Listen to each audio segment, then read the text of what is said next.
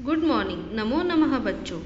Let's start new chapter number 5 from page number 13 योजकः तत्र दुर्लभः। First discuss about the heading. योजकः means planner या फिर ऑर्गेनाइजर, तत्र मीन्स देयर एंड दुर्लभ means very difficult. It means planning या फिर well organising is very difficult. हम चाहे कितना भी ध्यान से करें, लेकिन प्लानिंग जो होती है वो करना बहुत ही डिफ़िकल्ट होता है। कुछ न कुछ कमियां उसमें रहती है और हमें हमेशा कमियों को ही नहीं देखना चाहिए, हमें ऑलवेज उसके अच्छी साइड को ही देखना चाहिए। ओके बच्चों, तो चलो आज के लेसन में हम देखते हैं कि भगवान ने जो कुछ बनाया है उसमें कमियां ढूंढने से अच्छा है कि उसकी खूबियां ढूंढे। कमियां ढूंढने से किसी का भला नहीं हुआ है, उसमें खूबियां ढूंढो तो आपको भी पता चलेगा कि ये जो भगवान ने बनाया है, ऑर्गेनाइज किया है, वो किसी न किसी कारणवश किया है। Okay, so let's start our chapter. Put your finger on the line. एकः उष्ट्रः अस्ति। उष्ट्रः स्वभावेन वक्रः अस्ति। सः सर्वदा दोष एव पश्यति। एकदा सः वने अटति। There is a camel. Camel is strange in nature. He always saw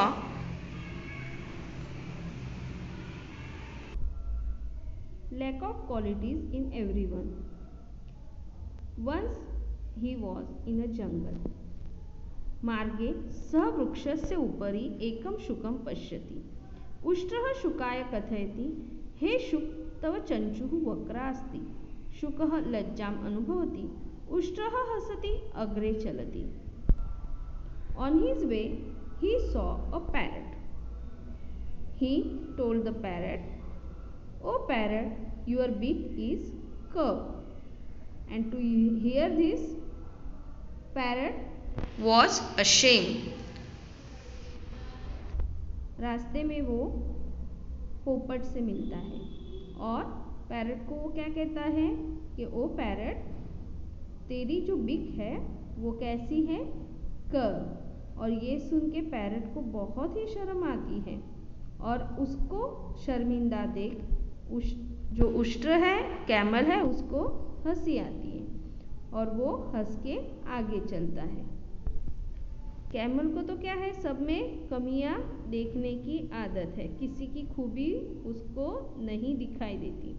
आगे चल के उसको एक कौन दिखाई देता है, देखो आपको दिख रहा है पिक्चर में, जी हाँ, मार्गे सह कुक्कुरम पश्यति। कुक्कुरम मतलब डॉग, उसको रास्ते में डॉग दिखाई देता है। उष्ट्रः कुक्कुराय कथयति, हे कुक्कुर, तव पुच्छम वक्रम अस्ति। बच्चों, आपको पता है कि कुत्ते में कर्व कौन सा पार्ट होता है, उसका बॉडी पार्ट, यस, उसकी टेल। तो वो कुत्ते को कहता है कि योर टेल इज कर्व। कुक्कुरः लज्जाम अनुभवति, उष्ट्रः हसति अग्रे चलति। तो ये सुन के कुत्ते को भी बहुत शर्म आती है और कुत्ते को शर्मिंदा देख ऊँट को हंसी आती है और वो फिर से आगे चलने लगता है। मार्गे बकः अस्ति। बकं दृष्ट्वा उष्ट्रः वदति, तव ग्रीवा वक्रा अस्ति। बकः उष्ट्रं प्रति पश्यति अपि न। And on his way he met a crane. कौन मिलता है उसको, क्रेन।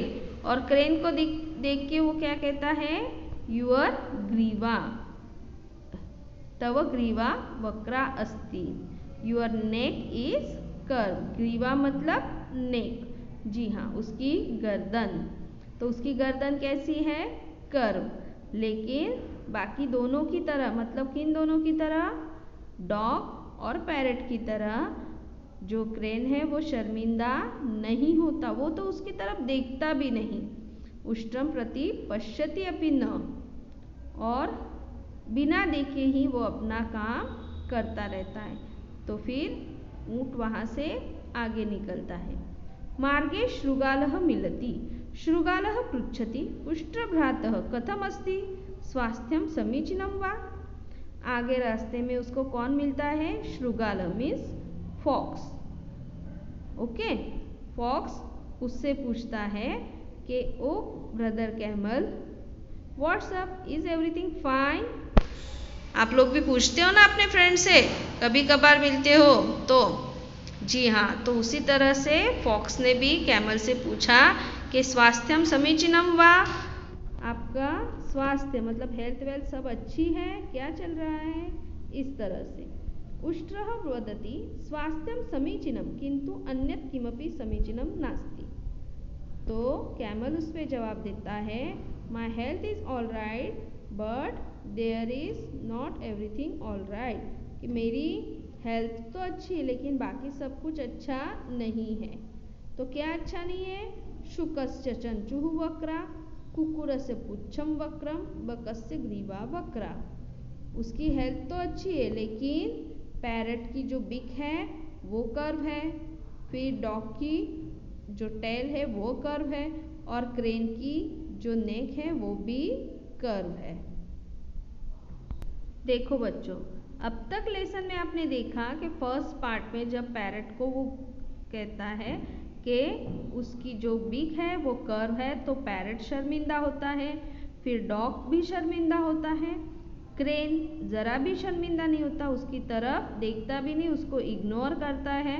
और उसके बाद जब उसको फॉक्स मिलता है तो फॉक्स उसको किस तरह से जवाब देता है। देखो, आपको भी अपनी लाइफ में अपनी कमियों को छोड़ के अपनी अच्छाइयों को देखना है और वो दूसरे को भी दिखाना है, और सिर्फ अपनी ही नहीं दूसरों को भी, दूसरे में भी अच्छाई ही ढूंढनी है, ना कि उसकी कमियां। ओके, तो चलो let's read the remaining part of our story.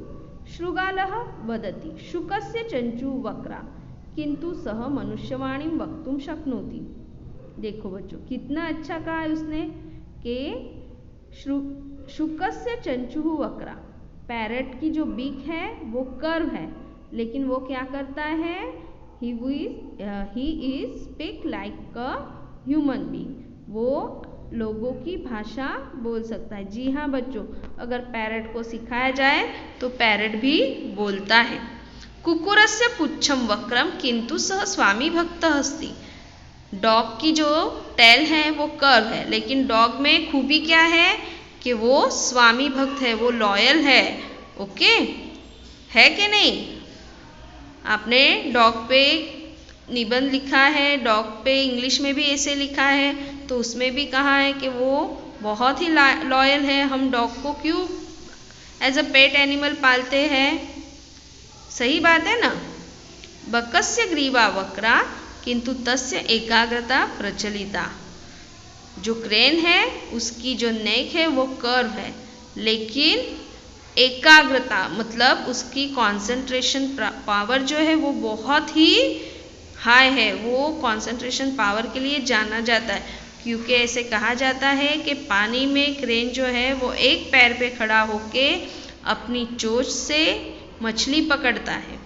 तो मछली तो आपको पता है कितनी चंचल होती है। अगर क्रेन एकाग्रता मतलब कंसंट्रेशन से नहीं एक जगह पे खड़ा रहा तो वो मछली कैसे पकड़ सकता है।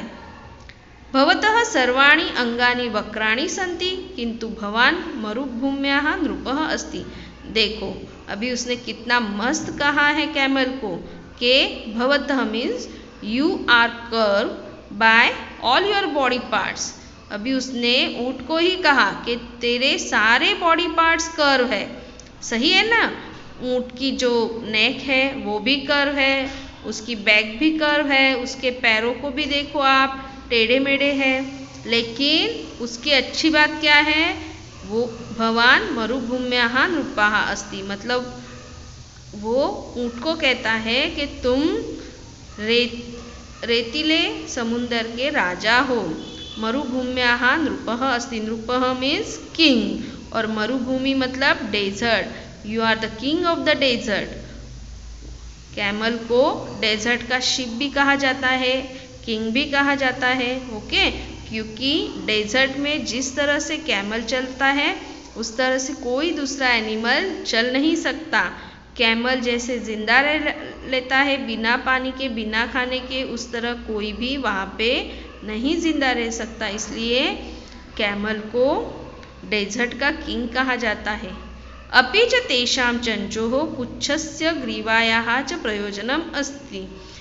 जिस तरह से तेरे सारे अंग कर होने के बावजूद तुझे किंग कहा जाता है डेजर्ट का, उसी तरह से उन लोगों के भी चंचोः मतलब बिग, नेक और टेल का कुछ न कुछ प्रयोजन होगा, कुछ न कुछ गोल होगा, एम होगा। कुछ तो भगवान ने सोच समझ के कुछ न कुछ कारणवश तो उनको बनाया होगा। निरर्थकम नास्ति मतलब कोई भी निरर्थक नहीं है, इन्वेंट नहीं है। अमंत्रम अक्षरम नास्ति, नास्ति मूलम अनौषधम, अयोग्य पुरुषो नास्ति, योजक तत्र दुर्लभः। अमंत्रम अक्षरम नास्ति मतलब कोई भी अक्षर अमंत्र नहीं है, मतलब हर एक अक्षर से मंत्र बनता है। नास्ति मूलम अनौषधम मतलब कोई भी मूली औषधि नहीं है, ऐसा नहीं है। हमें ज्ञान नहीं है उसका, लेकिन जो मूली होती है मतलब ज़मीन के नीचे जितनी भी वनस्पतियाँ उगती है उसमें कुछ न कुछ औषधि तत्व होता है। अयोग्य पुरुषो नास्ति कोई भी पुरुष अयोग्य नहीं है। योजक तत्र दुर्लभः प्लानिंग ऑर्गेनाइजेशन मिलना मुश्किल है।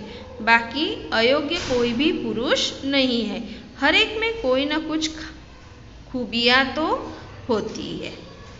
बच्चों आपको ये ग्लॉसरी अपने नोटबुक में उतारनी है और ये जो संधि है एज इट इज़ आपको कॉपी डाउन करनी है। इसका PDF मैं आपको नेक्स्ट पीरियड में भेज दूँगी।